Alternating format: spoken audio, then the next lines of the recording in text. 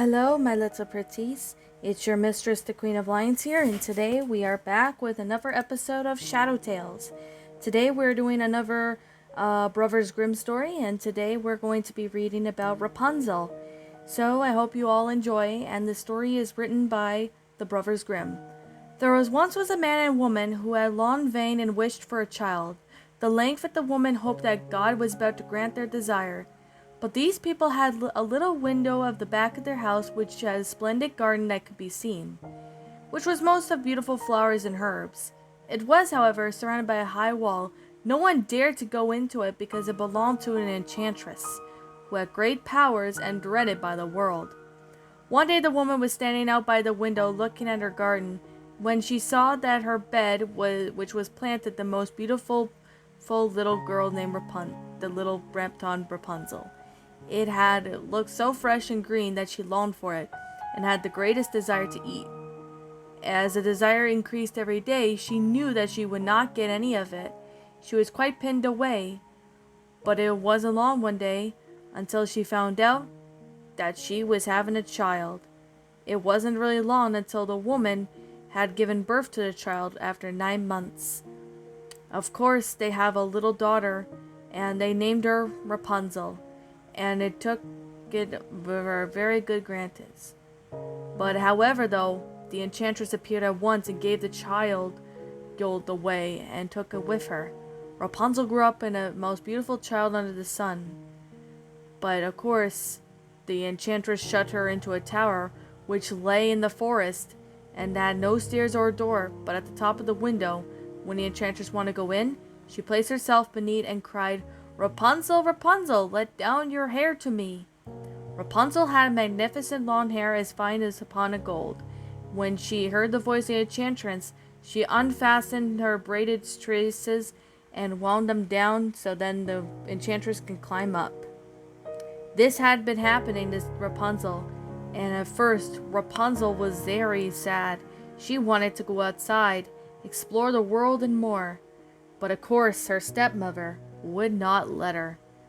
Once there was a man who climbed up the hair, and of course Rapunzel was first terribly frightened when the man had such her eyes had yet beheld. He came to her, but the king's son began to talk for quite a friend, and he told her that she was the most beautiful girl that he had ever seen. Rapunzel had lost her fear when he asked her if she would take him for her husband. She saw the youngest handsome man, so of course Rapunzel accepted his proposal, and the prince began to see him. More visits became more frequently when the enchantress wasn't around. The Rapunzel and even her father and even her prince would visit and have fun time and even spend time together every day. But it wasn't really long when the enchantress looked to see there was something more weird with Rapunzel. But of course, Rapunzel realized that there was something really weird. She found out that Rapunzel's tummy started to get huge. And that's when the enchantress saw. "You wicked child!" she said. The enchantress cut Rapunzel's hair, and it was pitiless that she took poor Rapunzel into a desert where she would have to live in great grief and misery. On the same day as she cast out Rapunzel, however, the enchantress fastened the braids of her hair which she had cut off, and hooked the window, so when the king's son came and cried, "Rapunzel, Rapunzel, let down your hair," she would let down her hair. As the king's son ascended, instead of finding the Rapunzel, he found the enchantress, who gave him a wicked and venomous look. "Aha!" she cried. "You would fetch your dearest, but the beautiful bird sits no longer in the singing in the nest, she said. Of course the king was king's son was in pain.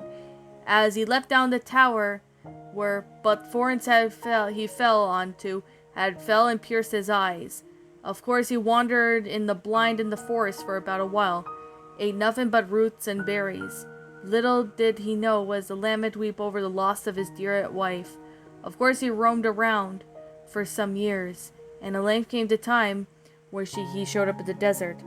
The surprise came up for the prince where he came to the desert to hear Rapunzel with her babies, which she had given birth to, a boy and a girl. When he heard her voice, it seemed so familiar to him, so he went towards it, and when he approached, Rapunzel knew he had fell on his neck and wept. Two of her tears wetted his eyes, and they grew clearer, and he could see them again. Of course, the prince had gained his sight back, and he asked Rapunzel to marry him. Rapunzel agreed, and he led her to his kingdom, where he was joyfully received, and they lived for a long time afterwards, happy and contented. There is no way or anyhow of what happened to what seemed to be the enchantress. Who really knows of what happened to her, to be honest? And that, my little pretties, was Rapunzel, a story written by the Brothers Grimm. I hope you all enjoyed this episode of Shadow Tales, and if you did, please leave a like in this video, hit the subscribe button if you're new, ring the bell for notification to when I upload, and then you'll get posted on whenever I upload. And as always, I'll be seeing you all in the next video. And as always, don't forget to comment if you like this video or not. And as always, please roll the outro because I'm out.